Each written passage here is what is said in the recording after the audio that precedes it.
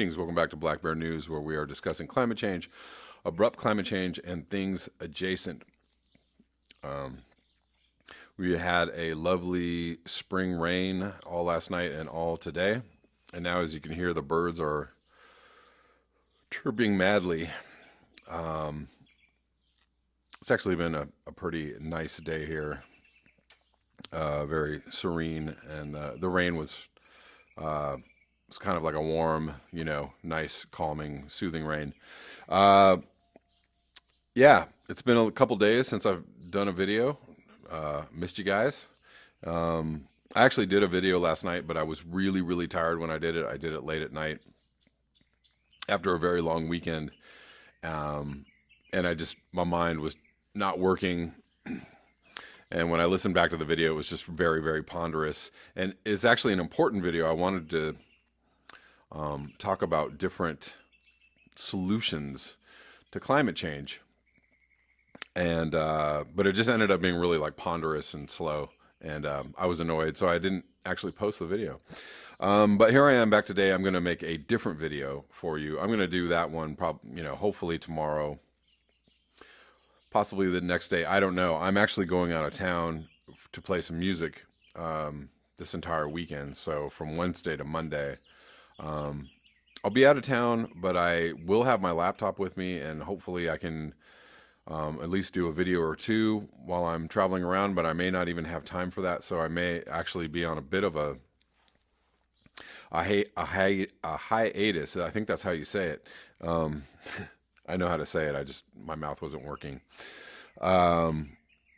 Yeah, so I'm probably going to do a video today and tomorrow, and then that might be it for a couple days. So if you guys don't hear from me, I'm okay. I'm just traveling, playing some music.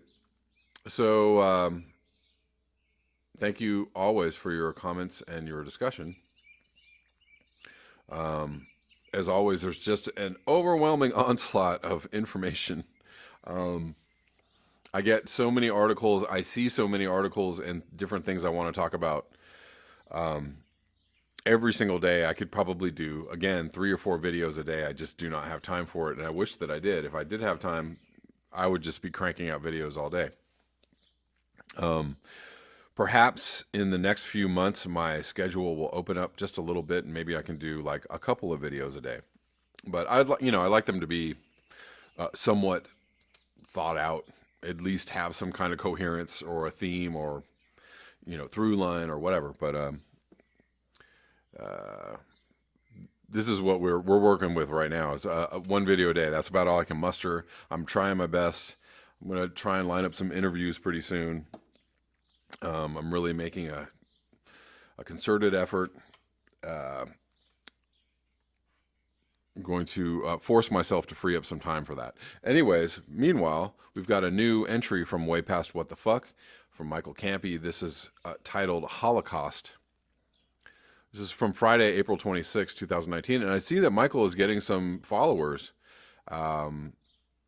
Hopefully, I don't know if that's from me reading this blog. I happen to enjoy reading this blog. I feel like it's, exclusive content to this channel. And it's kind of a viewpoint that nobody else gets, that we're lucky and privy to. So anyways, on with the article. Again, this is titled Holocaust. When Hitler killed 6 million plus people, we erected monuments to their memory.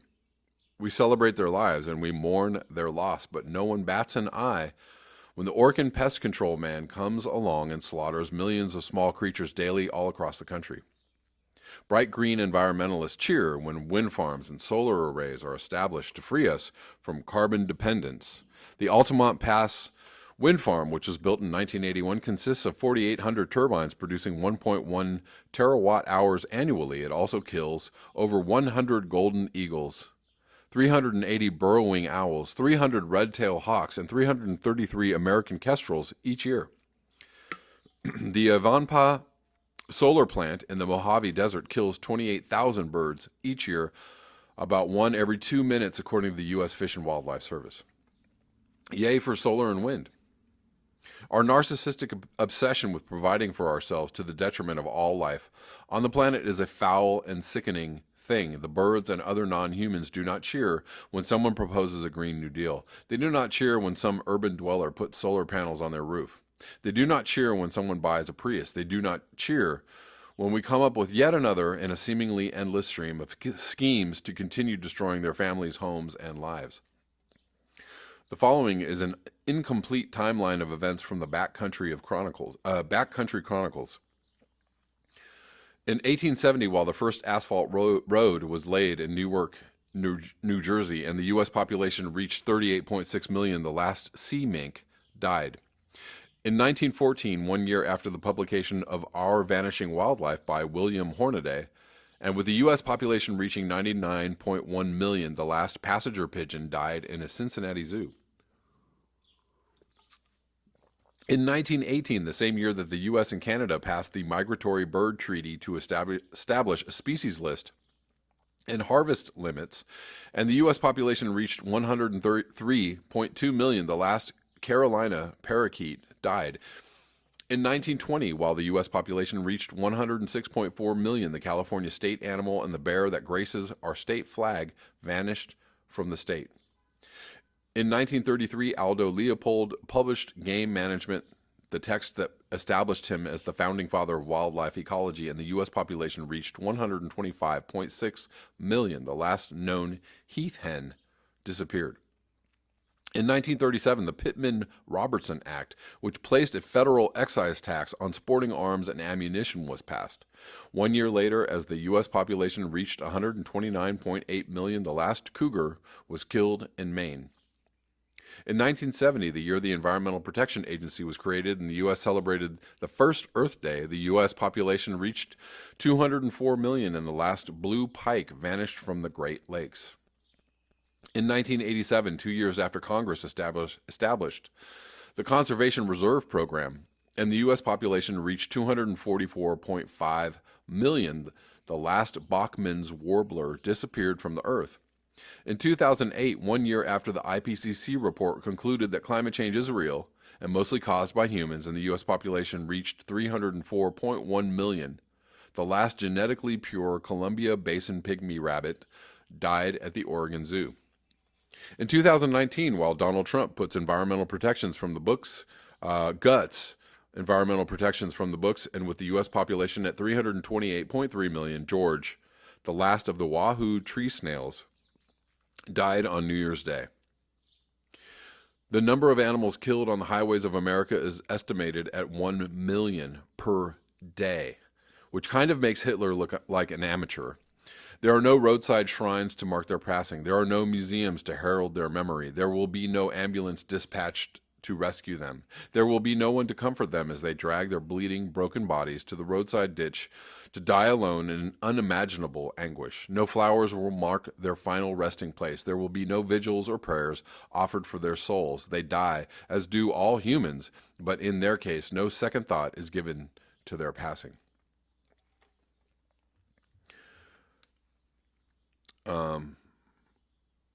Moving Stuff, once again by Michael Campy. And,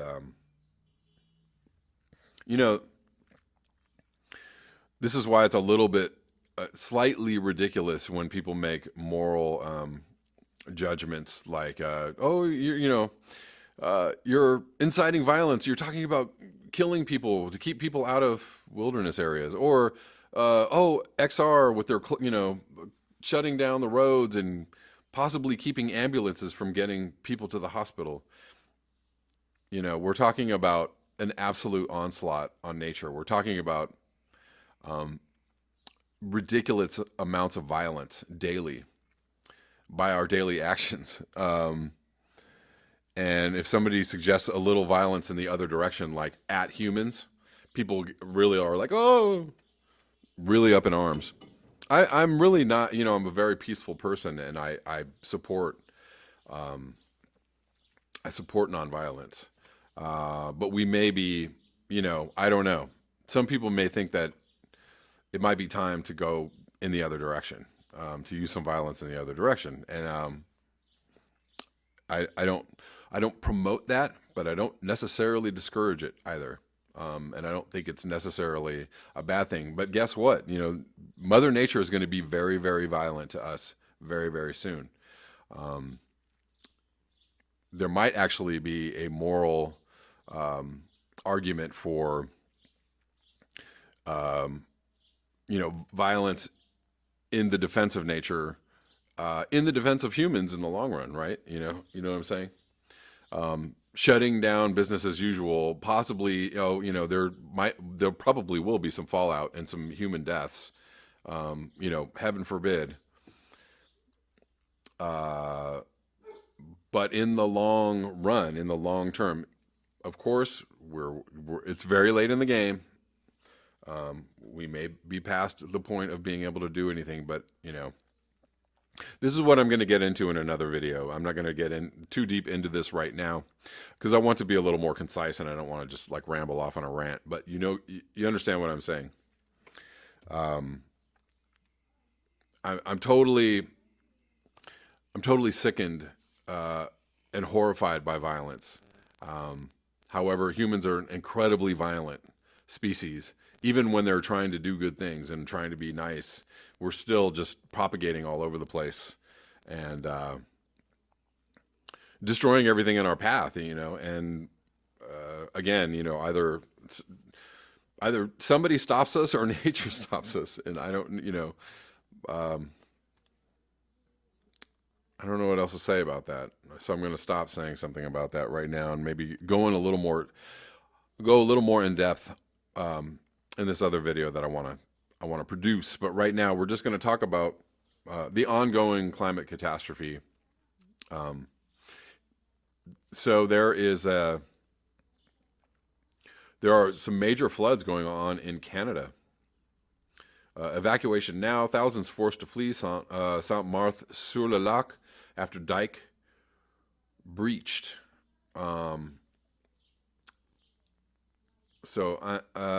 Annie Papin's kids were playing outside with her father Saturday as she cleaned the kitchen after supper. Sirens and the blaring of a police cruiser's loudspeakers shattered the evening calm. Evacuation now, she recalled hearing. I got outside and looked at my kids and they were screaming and crying, and then everybody was running.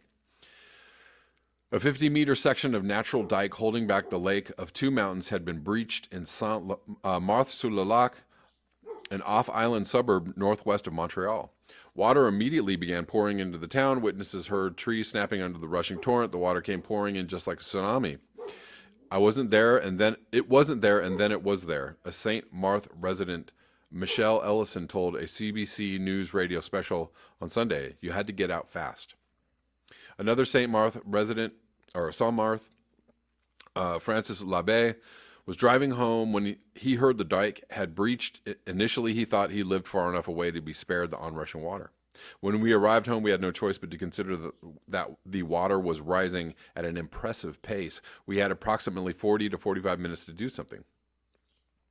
He frantically moved anything of value upstairs. Police knocked at his door and told him to stop and get out. So Montreal extends state of emergency. Water levels continue to rise Sunday morning, prompting officials to evacuate another 100 properties. So there's major flooding going on in Ottawa, in Quebec, and so they're getting basically what the United States got a month or so ago. Ongoing extreme weather events around the world, but close to home as well. Moving on to another story. This is from The Week. Madhya Pradesh's Khargone, I don't know if I'm pronouncing that right, sizzles at 47.5 degrees, becoming hottest place in the world. 9 out of the top 10 hottest places in the world are from India. This is from April 28th, 2019. That's yesterday. Even before it is May, considered the hottest month in the year for this region, day temperatures are soaring through the roof in Madhya Pradesh and neighboring Vidarbha in Maharashtra, setting world records. On Sunday, Khargone or Khargone in southwestern part of Madhya Pradesh recorded maximum day temperatures of 47.5 degrees Celsius, um, which what is that? That's close to 120 degrees. Is that, or is that 110? Something like that. It's very hot. Um, uh, what is that? So hold on. I'm going to do some quick math. 94, 5, 6. Ooh, that's really hot. What is that? Close to 120?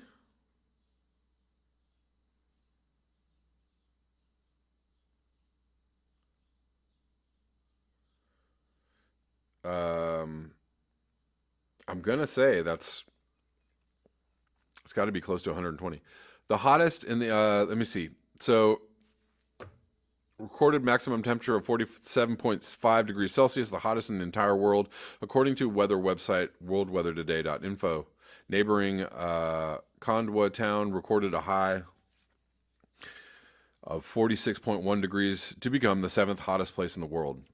Regional Meteorological Center in Bhopal has confirmed the high temperatures and issued warning of heat wave conditions in parts of the state, especially in Sagar, Jabalpur, Ujjain, Indora, uh, Hoshangabad divisions for the next 24 hours. People have asked to increase intake of water, wear light colored clothes, and keep their heads covered when out in the open to prevent possible heat stroke. Insane. Um, Let me do a quick conversion. What was that? 47.5. So, see if I was close. Come on. 117.5. I was close. Close to 120 degrees.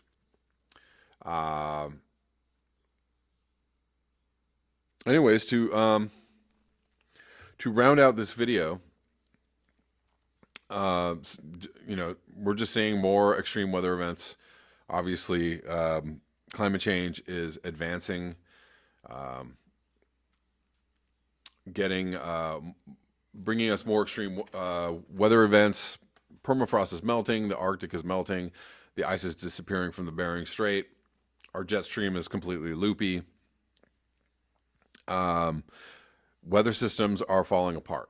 That's what's happening. It's just a matter of time before those falling apart weather systems lead to not being able to grow crops because everything is all over the place. There's going to be big problems growing food in the United States just because of the flooding that happened a few weeks ago already. You get that happening all over the world simultaneously, big problems. Anyways, we'll end this video on a little bit of good news. This is from EcoWatch. A winning party in Spain's election campaigned on a Green New Deal. The waking up is happening. People are like, okie dokie, this is this is a problem. So maybe we should start talking about this. Let's hope that the conversation happens quick enough in order to, take in the information and the situation as it is and where we stand and what it is we actually need to do. Possibly taking parts of the Green New Deal, the parts that actually make sense, and leaving the other ones that don't make sense behind. The party that won the most votes in Spain's national election Sunday campaigned on a Green New Deal, the country's Socialist Workers' Party, won the largest number of parliamentary seats at 123, though it fell short of the 176 needed to form a government. It will likely form a coalition government with the anti-austerity Unidas Podemos and smaller regional parties. The Guardian reported the center-right Popular Party, or the PP, had its worst election in history, securing only 66 seats, while the anti-immigrant nationalist Vox won 24 seats. The first time a far-right party has won more than one seat in Spain's parliament since the country transitioned to democracy following the death of General Francisco Franco in 1975. So we have two factions going. The far right and the far left, which is happening everywhere. Hopefully the far left is going to be victorious. They are in Mexico.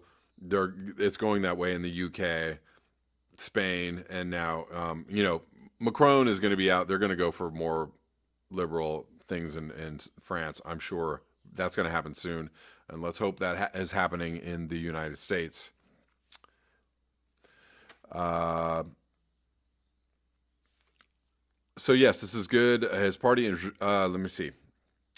Who is... So the PSOE gained control of Spain's government in June 2017 when it ousted PP via no confidence vote following a corruption scandal. Party leader Pedro Sanchez called Sunday's election in February after his party was unable to pass a 2019 budget with only 84 seats. 75.8% of the electorate turned out to vote. That's pretty good. Nearly 10 percentage points more than the number who turned out to vote last election 2 years ago, and Sanchez interpreted the turnout as a rebuke to the far-right policies of his opponents. "We made it happen," he told supporters, The Guardian reported. "We've sent out the message that we don't want to regress or reverse. We want a country that looks forward and advances." One of the ways the PSOE hopes to move forward is on the environment. Sanchez endorsed the idea of a Green New Deal called El New Deal Verde, or El Green New Deal de España, in Spain in January, according to The Intercept. His party introduced a climate bill before the election that includes the following goals. 1, reducing greenhouse emissions to 90% of 1990 levels by 2050. That's awful slow. 2, transitioning to renewable energy completely by the same date and getting 74% of the energy from renewables by 2030.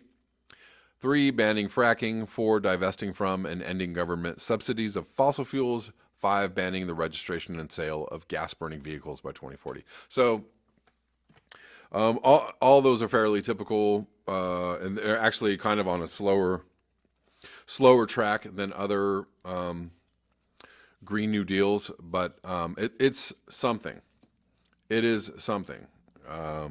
Obviously, climate change is going to rear its ugly head in the next couple of years, and people are going to go, okay, how can we make this happen faster? Or can we make this happen faster? Or what is it we really need to do? And let's continue the conversation. That's why I'm here. That's why this channel is here, so we can continue the conversation about what the reality is around climate change, so that we can, hopefully push actual real ideas, actual factual ideas that need to happen, changes that need to be put in place, that need to be implemented policy-wise in governments worldwide. We need to bring these ideas forth, and we need to bring them forth rapidly. So, Godspeed to those that are raising their voices around this, to others that are talking about this, and in the, faint glimmer of hope that we might have of turning this ship around. Otherwise, the scenario. Thank you so much for your eyes, your ears, and your conscience. If you would like to support this channel, you can do so at the links below. Until next time, let's get this going. Peace.